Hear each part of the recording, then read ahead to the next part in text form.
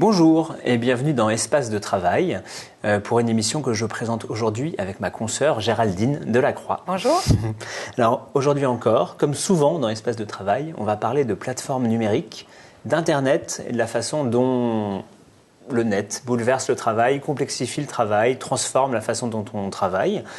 Aujourd'hui, en revanche, on ne va pas parler de Uber ou de Deliveroo, qu'on commence à bien connaître, mais d'une plateforme qui s'appelle Etsy, qui est fréquentée par des créateurs, mais surtout par des créatrices d'objets, de meubles, de bijoux, et qui est une plateforme de vente. Alors pour discuter de la façon dont ces objets sont vendus, et dont ces créatrices travaillent, et dont la plateforme met tout ça en musique, on accueille pour commencer la sociologue Anne Jourdain. Bonjour. Bonjour. Vous êtes maîtresse de conférence à Dauphine, à Paris-Dauphine.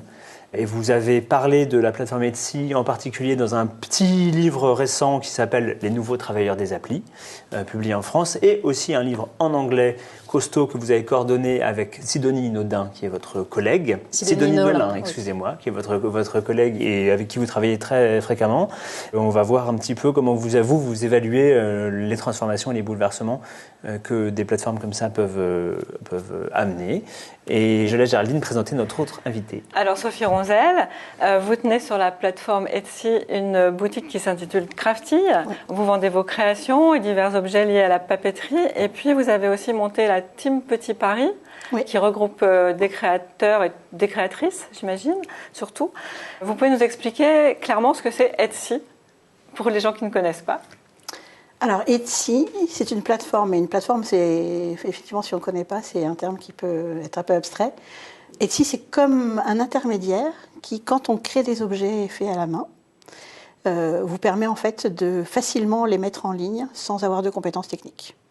Donc vous mettez en vente sur Etsy? Voilà, les objets que je crée. Etsy, donc du coup, me permet d'avoir ma boutique au sein des autres vendeurs Etsy. Et me permet aussi en fait de toucher une clientèle qu'Etsy va chercher. Qui est mondiale? Qui est mondiale, oui. Et du coup, au niveau des ventes, c'est mondial aussi? Comment ça marche? Alors c'est mondial. Jusqu'à il n'y a pas si longtemps, j'étais encore à peu près 50% en France, 50% US. Et un petit pourcentage reste du monde. Donc j'ai vendu à Singapour, en Australie, en Norvège, Copenhague, enfin vraiment de façon plus ponctuelle, mais c'est assez rigolo de vendre. Ça fait longtemps que vous êtes sur Etsy déjà? Depuis 2013. Et quand est-ce que vous avez développé cette petite team, enfin cette grosse team? Vous pouvez nous raconter comment petit à petit vous avez pris place sur la plateforme, pris vos marques dans cet univers? En fait, j'étais toute seule chez moi en fait, pour créer, pour vendre. Et la solitude se fait rapidement peser, on pèse rapidement, et puis en fait on se rend compte qu'on a besoin d'aide aussi. Et du coup, Etsy en fait a un concept qu'ils appellent les teams, et en fait ils poussent les créateurs à se rassembler pour justement s'entraider. Et donc j'ai créé en 2016 la Team Petit Paris. Donc j'ai lancé sur le site Etsy le fait que j'ouvrais une réunion dans un café à Paris, et 30 personnes se sont venues. Et 30 personnes qui étaient comme moi à la recherche de rompre cette solitude. Et donc ensemble, on s'est demandé qu'est-ce qu'on pouvait construire ensemble. C'est un phénomène fréquent, que ce soit des femmes dans des moments, je crois que c'est ce que vous expliquez dans un autre article qui est caché là-dessous, ou dans le grand livre en anglais, des moments de rupture ou de solitude dans un parcours professionnel où le travail s'arrête, où il y a un congé maternité, un congé maladie, et c'est à ce moment-là que ça peut s'enclencher. De passer d'une fabrication, c'était des loisirs pour vous avant, je sais pas, avant Etsy? Non, c'est tout de suite été la volonté d'être pro. Oui, avant en fait j'étais responsable marketing, mais j'ai jamais réussi à rentrer dans les boîtes dans lesquelles il fallait que je me mette pour que ça se passe bien. Donc c'est vrai que c'est un chemin qui je faisais dans ma tête depuis assez longtemps. Et quand j'ai eu, c'est très classique sur Etsy, quand j'ai eu mon premier enfant, je me suis dit non, il faut franchir le cap. Pour montrer, je dois réussir ma vie pour montrer cet exemple à mes enfants, tout simplement. Et donc Anne Jourdain, c'est vrai, c'est ce que raconte Sophie Ronzel, c'est quelque chose que vous avez croisé beaucoup, vous qui avez interviewé et interrogé beaucoup de créatrices Et cette plateforme ? Alors oui, effectivement, c'est quelque chose, c'est un phénomène qu'on rencontre auprès de beaucoup de créateurs et de créatrices, alors surtout des créatrices, vous l'avez dit, hein, c'est une plateforme qui est très féminine, Etsy. 88% des vendeurs et des vendeuses d'Etsy sont des femmes. Donc à l'inverse de Uber et Deliveroo que vous avez présenté précédemment, on est vraiment sur une plateforme très féminine. Et effectivement, lorsque l'on va interroger ces vendeuses, on s'aperçoit que beaucoup d'entre elles ont développé cette activité de vente sur la plateforme à l'occasion d'une période de latence, comme on l'appelle avec ma collègue Sidonie Nolin, qui elle travaillait sur les blogueuses culinaires, pour lesquelles il y a des phénomènes similaires qui sont observables. Une période de latence qui est très couramment un congé de maternité, ou plus souvent un congé un peu plus étendu, un congé parental. Ça peut également être un congé maladie, ou également des formes d'expatriation, de femmes d'expatriés qui vont... Déménagement. Voilà, déménagement, qui vont se retrouver à un moment donné, effectivement, comme dans votre cas, isolées socialement, avec potentiellement des enfants en bas âge dans le cas de congés parentaux, et qui vont développer à l'occasion de cet isolement social une activité de création qu'elles vont commencer à mettre en ligne sur la plateforme Etsy, qui est dans le domaine de la création et des loisirs créatifs très connue aujourd'hui, dans le domaine du do-it-yourself. Voilà, c'est une plateforme qu'on n'a pas précisée, c'est une plateforme américaine. Alors, c'est en 2005 si je ne m'abuse. Ouais. C'est une plateforme effectivement qui a été créée en 2005 aux États-Unis et Etsy est très connue aux États-Unis. C'est une plateforme qui s'est développée dans sa version française en 2012 en France. Et en France, c'est vrai que la plateforme est moins connue. Alors, il y a certains milieux dans lesquels on connaît Etsy, d'autres dans lesquels on ne la connaît pas du tout. Et puis, c'est une plateforme qui s'est développée dans différents pays dans le monde, avec à chaque fois une petite équipe de salariés, alors qui est réduite aujourd'hui en France, pour justement diffuser la plateforme dans sa version nationale. Et combien de créateurs en France, alors, combien de gens France, utilisent la plateforme en tant que dans le monde, aujourd'hui, dans le monde, on est à un peu plus de 2 millions de boutiques actives en ligne. En France, en ce moment, on est à autour de 19 000 boutiques en ligne actives, vendant des produits, effectivement. Okay. Donc ça représente effectivement un certain nombre d'individus qui ont des profils et des usages différenciés de la plateforme en fonction de leur profil. Justement, voilà. Vous, par exemple, est-ce que vous arrivez à en vivre ? Est-ce que c'est commun de faire une sorte de plein temps avec Etsy, ou est-ce que c'est plutôt des activités complémentaires ?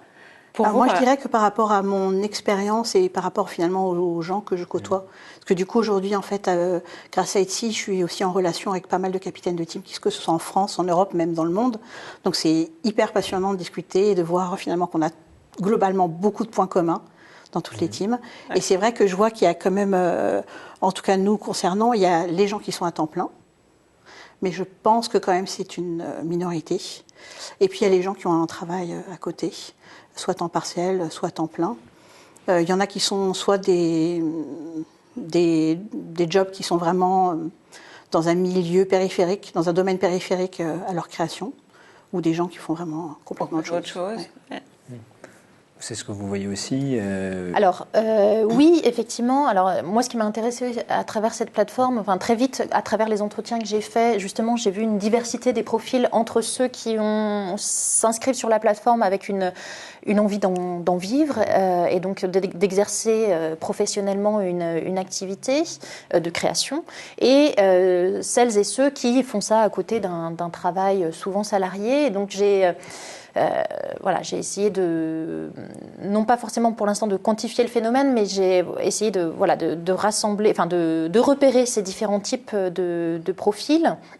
C'est vrai qu'il y a en majorité des individus qui sont plutôt des amateurs sur la plateforme, qui ont donc un travail souvent salarié à côté et qui vont ouvrir une boutique, qui vont faire ça. Donc ça va être le soir, ça va être pendant les week-ends, pour ce qui est de l'activité de création, qu'il faut distinguer de l'activité sur laquelle je travaille beaucoup actuellement, qui est toute l'activité digitale, le travail digital que demande en fait l'ouverture d'une boutique sur Etsy. Parce qu'effectivement, si ça demande peu de compétences techniques, pour pouvoir vendre et essayer de bien vendre sur Etsy, il faut s'investir de manière très intensive dans un travail digital pour être visible sur la plateforme, mais aussi sur les réseaux sociaux, Pinterest, Instagram, Facebook, éventuellement Twitter.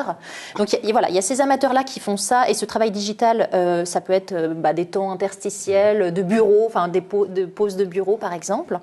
Et puis il y a une minorité de femmes et d'hommes qui s'inscrivent dans une perspective qui est plutôt une perspective donc, de professionnalisation sur Etsy, avec l'optique donc d'en vivre, et qui vont être de fait très investis à la fois dans l'activité de production et dans l'activité de travail digital dont je parlais précédemment.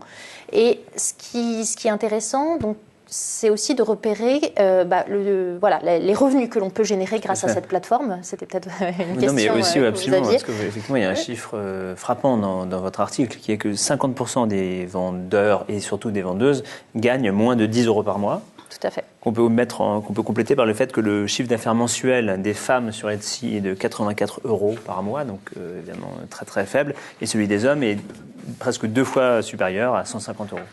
Oui, alors il y a beaucoup de choses à dire par rapport à ça. Alors déjà, d'où proviennent ces chiffres du point de vue de la méthodologie? Ce que j'ai fait, c'est ce qu'on peut faire sur les plateformes numériques, c'est une méthode un peu à la mode en sciences sociales, ça s'appelle de l'aspiration de données du web scrapping.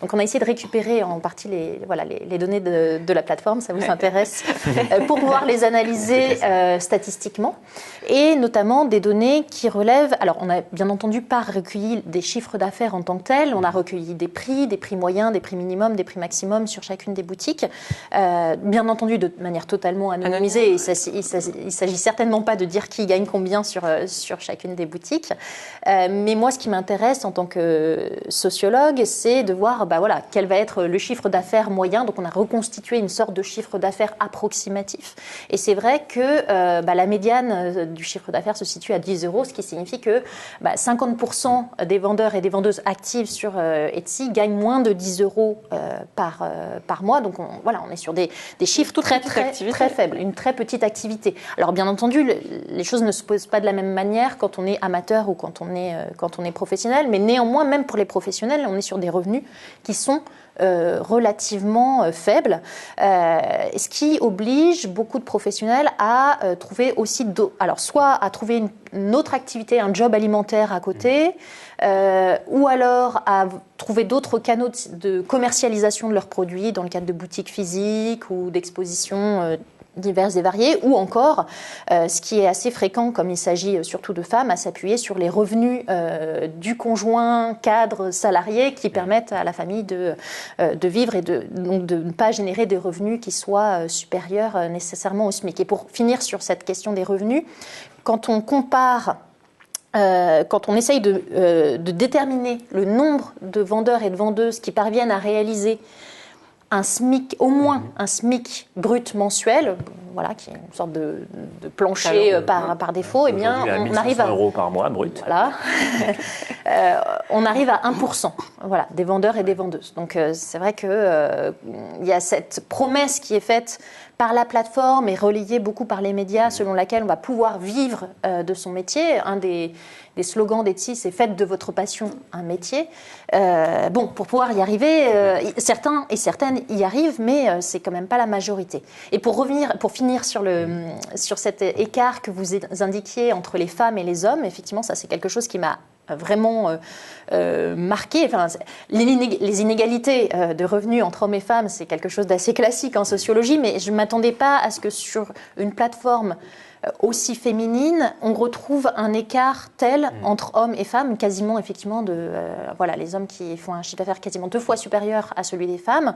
Alors après, il s'agit de l'expliquer. L'enquête que je mène n'est pas encore terminée. Justement, une de mes ambitions cette année, en tout cas, ça va être d'aller voir des hommes qui vendent sur Etsy pour voir dans quelle manière ils se différencient, notamment dans leur trajectoire des femmes. Alors j'en ai interrogé quand même 3 hommes. Et sur la base de très peu de choses en réalité, il semblerait, mais ce sont que des hypothèses pour l'instant, que les hommes s'inscrivent beaucoup moins sur Etsy pour marchandiser un hobby. Ils sont beaucoup plus les hommes qui vendent sur Etsy sont beaucoup plus dans une perspective de professionnalisation.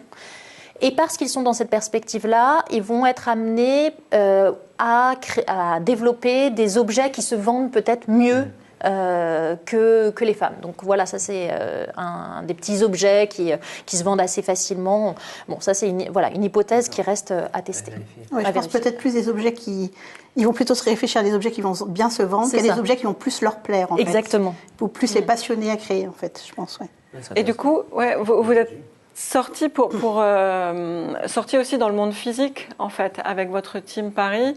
Il y a des événements dans le monde physique, voilà, des boutiques ou des corners. J'ai vu un truc au Galeries Lafayette pour Noël. Voilà. Parce que du coup... vous cherchez ailleurs. Oui, parce que clairement, je m'inscris complètement dans ce modèle-là. Et même si aujourd'hui, il y a des outils qui sont externes à Etsy qui permettent justement de nous aider dans ce travail, justement pour aider à mieux vendre sur Etsy. Après, ils nous donnent un certain nombre de statistiques. Et c'est vrai que moi, je vois qu'a priori, au niveau français, je me place plutôt bien. Mais quand je compare par rapport à mes revenus, je me dis, oui, effectivement, du coup, l'extrême majorité des vendeurs sur Etsy touchent effectivement très peu de revenus. Et du coup, finalement, très rapidement, la solution s'est imposée à nous. Nous, l'objectif, c'était de mutualiser nos efforts et nos finances pour mieux vendre. Donc, c'est à la fois se former, mais c'est aussi, toucher d'autres clientèles et d'autres façons de vendre. Et donc, on a aujourd'hui, on monte 2 à 4 marchés de créateurs par an. Par an, ouais. D'accord.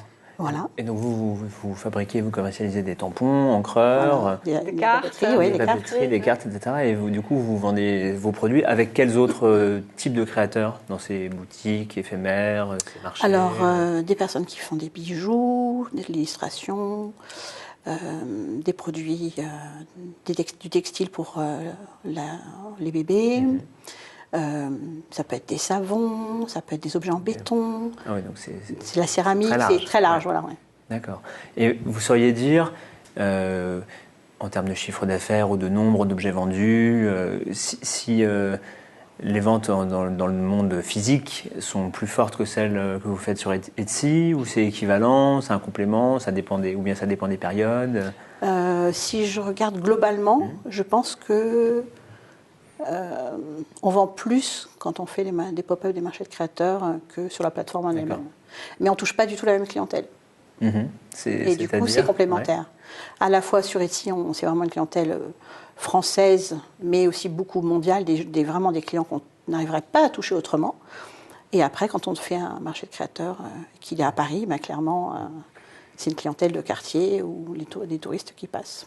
Et vous savez comment ça marche sur Etsy, la mise en valeur de vos produits pour être sur la page d'accueil ou pour être bien référencé dans le site? Comment on fait pour vous trouver? Qu'est-ce qu'ils vous conseillent? Qu'est-ce qu'ils vous disent? Comment ils vous disent de faire pour valoriser vos productions? Alors déjà, c'est quelque chose qui change très régulièrement. Donc, faut bien sûr être à la page. Donc, Etsy donne un certain nombre d'informations, mais après, il y a quand même, il donne pas toutes les informations évidemment. Ouais. Donc après, il y a d'autres sites en fait qui permettent de donner certaines informations, qui vont pas vous dire il faut faire comme ci comme ça, mais ils vont vous donner des informations par rapport à la façon dont vous avez rempli votre boutique pour vous aider à améliorer. Et après, moi, je lis beaucoup les groupes Facebook américains, des podcasts, des trucs et astuces voilà. Il faut tout le temps chercher, parce que ça change souvent, et tout le temps chercher à s'améliorer. Et en fait, la boutique doit aussi hyper souvent être actualisée. Ah oui, il faut mettre toujours du nouveau contenu. Des nouveaux produits ou modifier des fiches, c'est très important.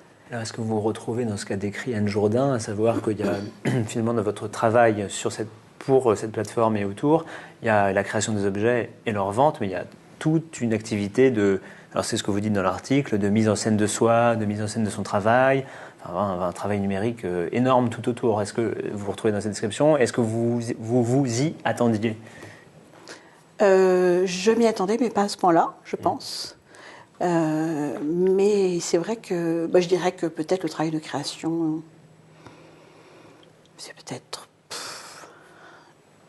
20-30% de mon temps.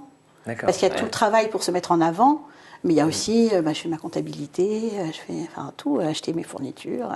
C'est vraiment tous les métiers de l'entreprise que je fais toute seule, en fait. Ouais. Et c'est vrai que quand on fait les marchés de créateurs, on a souvent des gens qui débutent ou alors qui aimeraient le faire et qui viennent nous voir pour avoir des conseils ou pour entrer dans la team. Et moi, c'est vrai que j'essaye justement que les personnes comprennent et de démystifier ça en leur expliquant justement qu'il va falloir qu'ils s'attendent à ça. Et souvent, les gens tombent des nues quand même. Hein. Oui, il ne s'agit pas toujours de fabriquer. Ouais. Voilà, il ne s'agit pas toujours on n'est pas dans son atelier à écouter de la musique et à fabriquer ses créations. Ouais. Je trouve, c'est une démarche que je préfère faire pour prévenir les gens avant qu'ils s'embarquent dans quelque chose. Oui, donc ça ne se vend pas par magie de l'Internet. Il faut ouais, voilà. Je pense que Etsy serait plus connu si c'était le cas. C'est ça. Ouais. Mais Anne Jourdain, du coup, c'est vrai que, comment dire, le paysage que ça décrit est complexe ou compliqué. C'est-à-dire qu'on ne gagne pas forcément beaucoup d'argent. C'est un gros travail engagé et on n'est pas forcément sur le métier passion pur. C'est-à-dire qu'on n'est pas seulement dans sa création. Donc la question c'est pourquoi, selon les gens que vous avez rencontrés, pourquoi ils le font, pourquoi ils travaillent, pourquoi on travaille via Etsy. Alors j'ai plusieurs réponses à apporter.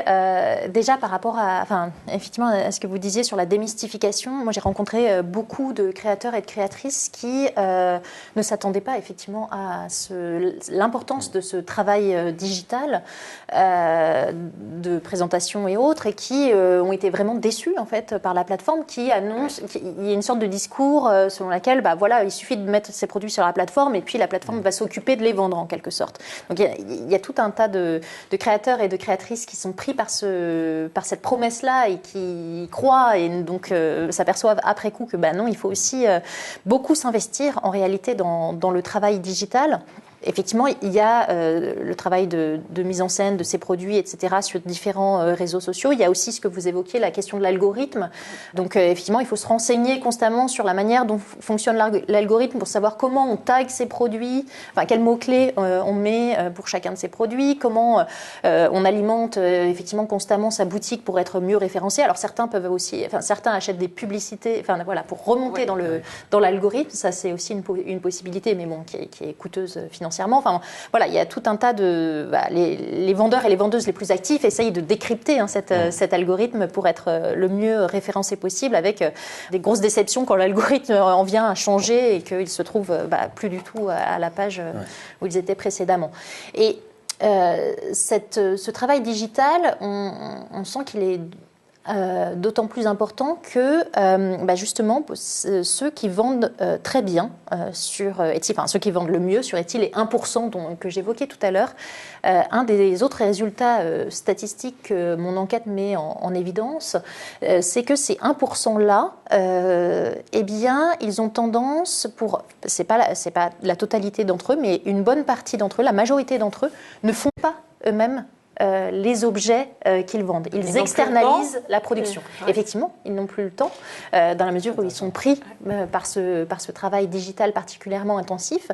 Et c'est vrai qu'Etsy, depuis 2013, autorise en fait l'externalisation de la production. Alors, en fait, sur Etsy, il y a aussi une catégorie de vendeurs qu'on appelle vintage, qui consiste en fait à revendre, à faire de la revente de produits. Et c'est vrai que ces vendeurs et vendeuses-là s'en sortent mieux, d'une certaine manière, que ceux qui fabriquent leurs propres objets et qui sont effectivement obligés d'acheter leurs matériaux, de fabriquer, etc. etc. Donc, pour une plateforme qui met en évidence le fait main, qui valorise beaucoup le fait main, c'est vrai qu'avoir ce résultat selon lequel finalement ceux qui réussissent le plus sont ceux qui s'écartent peut-être un peu de l'éthique promue, c'est étonnant. Mais vous étiez consciente de ça? Vous savez qu'il y a des gens ceux qui réussissent le mieux sont ceux qui ne fabriquent pas leurs produits? Ça vous inspire. À force de creuser. Moi, mon premier produit, c'était vraiment des tampons gravés à la main. C'est très agréable, mais c'est très chronophage. Et finalement, petit à petit, c'est vrai que mon choix, j'ai un petit peu pivoté finalement mon choix. Donc maintenant, c'est vrai qu'avant, je vendais des tampons qui étaient plus petits, mais qui finalement, mis bout à bout, me prenaient plus de temps à fabriquer. Alors maintenant, je préfère en proposer des plus grands, plus personnalisés qui vont avoir qui vont me rapporter plus d'argent, même s'ils sont plus longs à faire, et aussi faire proposer plus de papeterie, parce que la papeterie, finalement, une fois qu'on a fait le design une fois, on ne fait que le reproduire. C'est un choix en fait de raison. Et je reviens sur ma question précédente pour vous deux, c'est pourquoi est-ce qu'on reste sur Etsy si c'est un travail difficile, c'est pas grave. C'est un travail difficile et qu'on ne gagne pas sa vie et qu'il y a d'autres choses qu'on en retire. Moi, c'est une question effectivement que je me suis posée parce que quand j'ai regardé les revenus qu'on générait sur la plateforme, effectivement, si on génère 10 € par mois, pourquoi on continue à faire ça? Alors pourquoi les professionnels continuent à faire ça, même s'ils vendent un peu, bien sûr, les professionnels vendent un peu plus que les amateurs, bien entendu, mais pourquoi on continue à vendre en ligne plutôt que vendre hors ligne ou voilà. Et pour les amateurs, pourquoi on continue à vendre plutôt que juste faire son activité de loisir à côté gratuitement, voilà. Et donc ça, on a des résultats qui ont été mis en évidence, que j'ai mis en évidence avec Sidonie Nolin également sur les blogueuses culinaires. Et il y a tout un tas en fait de bénéfices non économiques à l'activité de vente sur Etsy. Alors il faut quand même dire que sur les bénéfices économiques, quand même, les revenus qui sont générés, aussi faibles soient-ils, peuvent être sont parfois réutilisés pour les amateurs pour acheter du tissu, pour acheter du matériau pour en fait financer le loisir qui est relativement onéreux en tant que tel, ou pour certaines étudiantes ça va être aussi un moyen une forme de complément de revenus à côté de leurs études par exemple. Donc il y a ça, mais les bénéfices non économiques sont extrêmement importants. Ça va être alors tout d'abord une forme de sociabilité. Que justement on commence aussi dans ces périodes de latence qu'on a évoquées, des formes d'isolement. Donc l'idée ça va être de trouver des personnes qui font la même chose ou à peu près la même chose avec lesquelles on va pouvoir dialoguer pour aussi développer le loisir ou la passion la passion créative que l'on partage, qu'on va pouvoir partager via des forums, mais aussi lors de rencontres physiques comme les fameux marchés de créateurs qui sont aussi des occasions de discussion entre les créatrices elles-mêmes et des occasions de sociabilité. Donc sociabilité, mais aussi une forme de reconnaissance sociale pour tout un tas de femmes notamment. Reconnaissance sociale grâce à la vitrine permise par l'affichage de cette boutique en ligne sur Internet. On va pouvoir s'y référer auprès de sa sphère amicale notamment. Alors c'est vrai pour les amateurs et pour les professionnels. Et pour les amateurs, éventuellement qui ont un travail salarié à côté, qui n'est pas forcément épanouissant. Avoir cette activité à côté de création, c'est aussi un moyen de trouver quelque chose d'épanouissant dans la vie. Moi, ce qui m'intéresse aussi beaucoup dans le travail que je mène, c'est à la fois d'étudier donc ces amateurs qui mettent en perspective ce travail à côté sur Etsy par rapport à leur travail salarié, et également voir comment il y a beaucoup sur Etsy de reconvertis en fait, celles qui vont passer à une phase de professionnalisation. Comment elles rejettent, il y a une forme de rejet du travail salarié, du non épanouissant en grande entreprise où on est pris dans une hiérarchie de N+1, de N+2 et à la fin de la journée on n'a rien produit. Et bien à l'inverse, travailler sur Etsy, c'est produire déjà des objets d'une part, mais aussi produire quelque chose sur le net qui va rester visible et laisser une trace sur le net. Et également quelque chose qui est très valorisé, c'est l'idée d'être d'une certaine manière entrepreneur. Alors, et pour les professionnels, mais aussi pour les amateurs. Je me souviens d'une enquêtée qui était travail salarié à côté, qui me disait moi sur Etsy je joue à la marchande. Jouer à la marchande, c'est aussi quelque chose qui est valorisé. Jouer à l'entrepreneur dans les sociétés contemporaines, dans la société contemporaine où la figure de l'entrepreneur est aujourd'hui très valorisée, c'est aussi il y a ce bénéfice-là en fait de l'activité sur Etsy. Vous dites aussi que c'est des personnes qui ont souvent un niveau socio-culturel relativement élevé, qui ont fait des études, qui ont eu un travail plutôt peut-être inintéressant, mais pas complètement négligeable, et qui se mettent à participer à Etsy. Donc c'est pas donné à tout le monde, on a l'impression.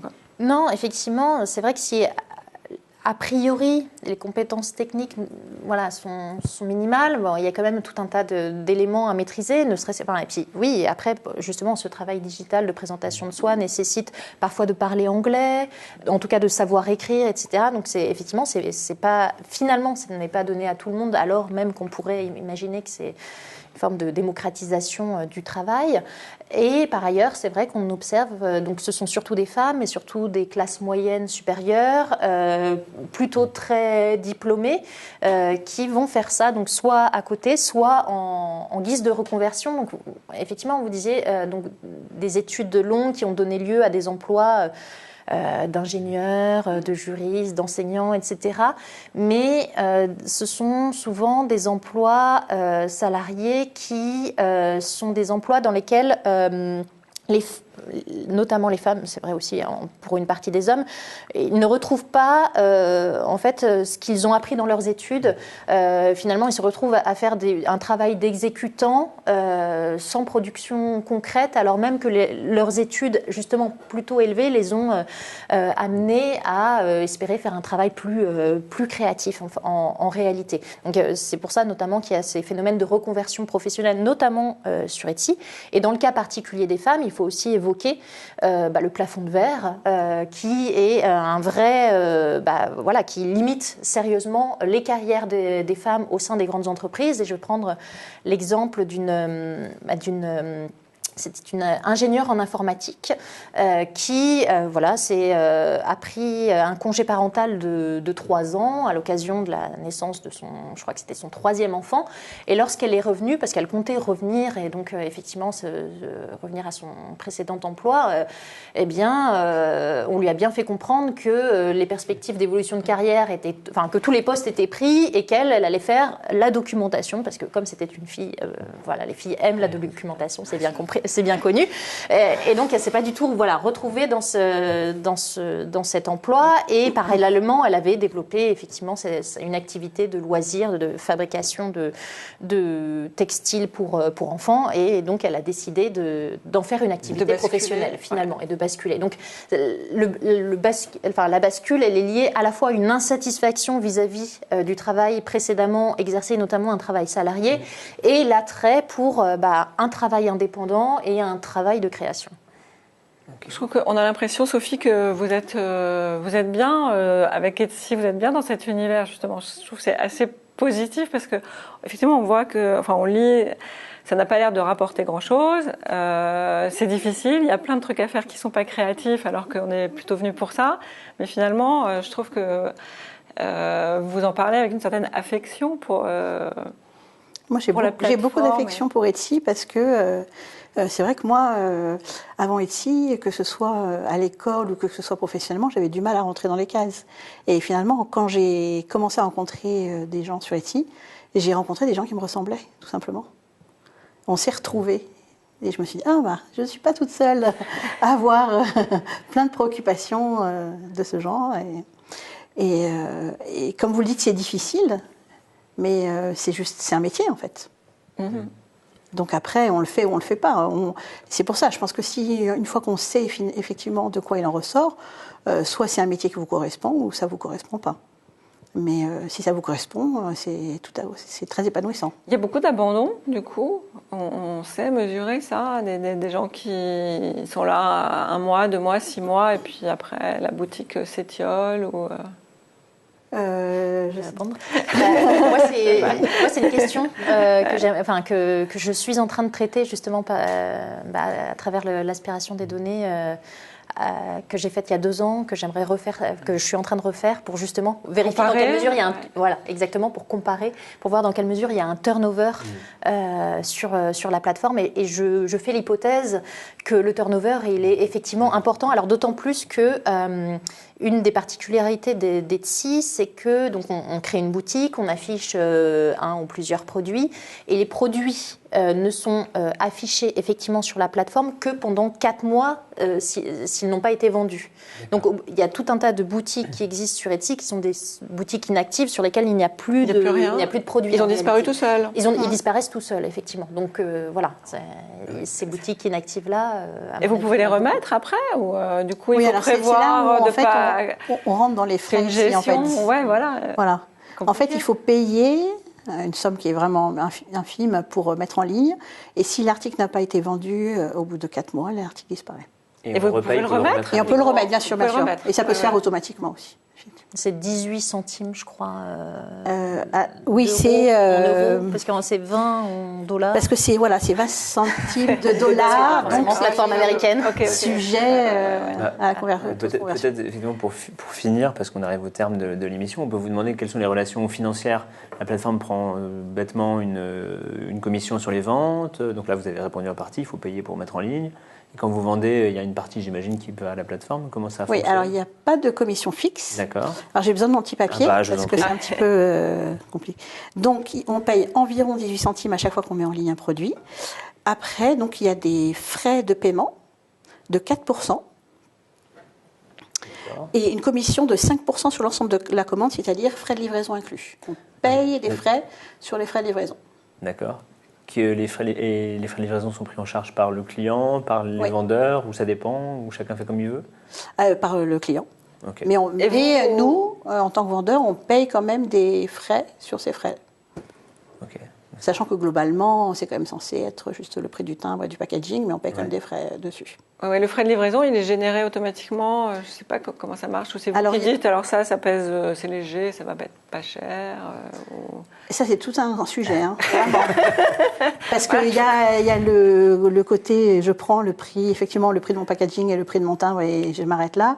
Mais après, il y a toute une histoire autour du Amazon qui fait les frais de port gratuits et du coup, Etsy qui pousse, la clientèle rechercherait... Aujourd'hui, les frais de port gratuits, donc après, à chaque vendeur de jouer. Et ça, vous avez le droit de dire les frais de port sont gratuits chez moi ? Oui, évidemment, ils ne sont jamais gratuits. Mais oui, alors vous montez le prix du produit.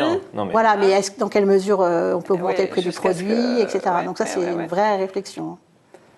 Donc on est du coup dans un commerce un truc un peu traditionnel où on fixe son prix en fonction de ce qu'on espère pouvoir vendre. Ouais. Et pour finir sur la commission, plus la TVA sur les frais. Qui est prise en charge par vous-même. Qui est sur les frais, créateur, la TVA sur les frais. Et qui n'est pas prise en charge par la plateforme. Voilà.